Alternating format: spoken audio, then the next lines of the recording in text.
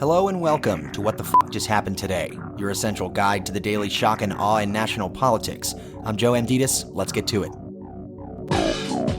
It's Thursday, November 2nd, 2023. Welcome to day 1017.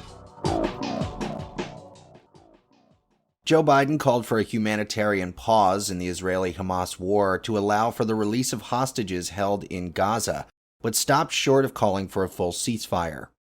Israeli officials say Hamas seized more than 240 hostages and killed about 1,400 people during the October 7th attack.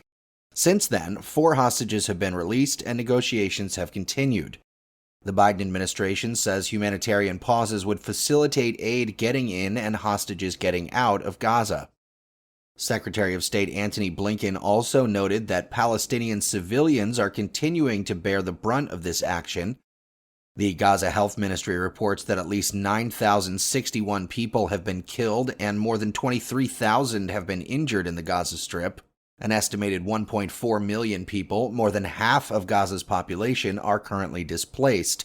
And the UN Agency for Palestinian Refugees reported that more than 690,000 displaced Palestinians were currently taking refuge in 149 shelters, describing the situation as desperate. UNICEF, the United Nations Agency for Children, reported that an average of 400 children had been killed or injured every day in Gaza over the past 25 days. UNICEF also described the repeated Israeli airstrikes on the Jabalia refugee camp as horrific and appalling, saying this cannot become the new normal. And the UN Human Rights Office said it had serious concerns about Israel's military operations, saying these are disproportionate attacks that could amount to war crimes. Israeli Prime Minister Benjamin Netanyahu, meanwhile, sent a video message to his troops in the field saying, "Nothing will stop us. We will move forward. We will advance and win, and we will do it with God's help." Moving on, the U.S. House of Representatives voted down efforts to expel George Santos and censure Rashida Tlaib. The Republican-led resolution to expel Santos, who faces 23 federal charges for wire fraud, money laundering, theft of public funds, lying to Congress, and identity theft, failed 179 to 213, with 24 Republicans voting to expel him.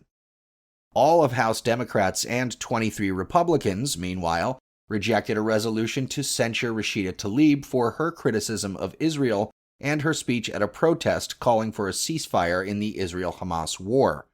House Democrats then scrapped plans to vote on a resolution to censure Marjorie Taylor Greene for her past support of political violence and her history of anti-Semitic and racist remarks.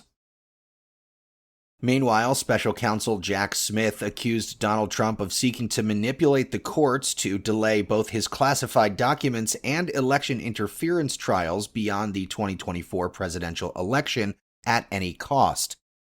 Currently, Trump's election interference trial is set to begin in early March, and the classified documents case is set to go to trial in late May, less than 2 months before the start of the Republican National Convention in July. Smith's office is prosecuting both federal cases, and if Trump wins the election, he would likely shut down the cases as president. Trump's attorneys have argued that they need a delay in the classified documents case because it will clash with the federal election case. While Judge Eileen Cannon did not explicitly agree to move the trial, she did acknowledge that there would be adjustments to the schedule. Hours later, Trump asked Judge Tanya Chutkin to halt his election interference case until the court issues an opinion on whether he has absolute immunity from criminal prosecution for actions he took while he was president. In a court filing, the Justice Department said defendant Trump's actions in the hours following the hearing confirm his overriding interest in delaying both trials at any cost. This court should not allow itself to be manipulated in this fashion. And finally, Donald Trump Jr. and Eric Trump both testified in the $250 million civil fraud trial in New York, accusing the Trump family of knowingly committing numerous acts of fraud by inflating Trump's net worth on statements of financial condition in order to get more favorable loans. The judge overseeing the case has already found Trump, Trump Jr., and Eric Trump liable for persistent and repeated fraud. The trial is simply to determine how much the Trumps and their businesses will have to pay. Still, Trump Jr., who signed and certified the accuracy of the statements, testified that he wasn't involved in the Trump Organization's statements of financial condition. He blamed his accountants, saying that's what we paid them to do. Meanwhile, Eric Trump initially denied having anything to do with the financial statements or appraisals of Trump Organization assets, saying, "I pour concrete, I operate properties." But when he was shown an email exchange that he had with an appraiser about appraisals, Eric raised his voice and said, "We were a major organization, a massive real estate organization. Of course I was clear we had financial statements. Absolutely." That's all for now. You can find the links and sources for all of these stories on the main website. And as always, visit whatthefjusthappenedtoday.com for the latest news and headlines. Until next time, I'm Joe Amditis.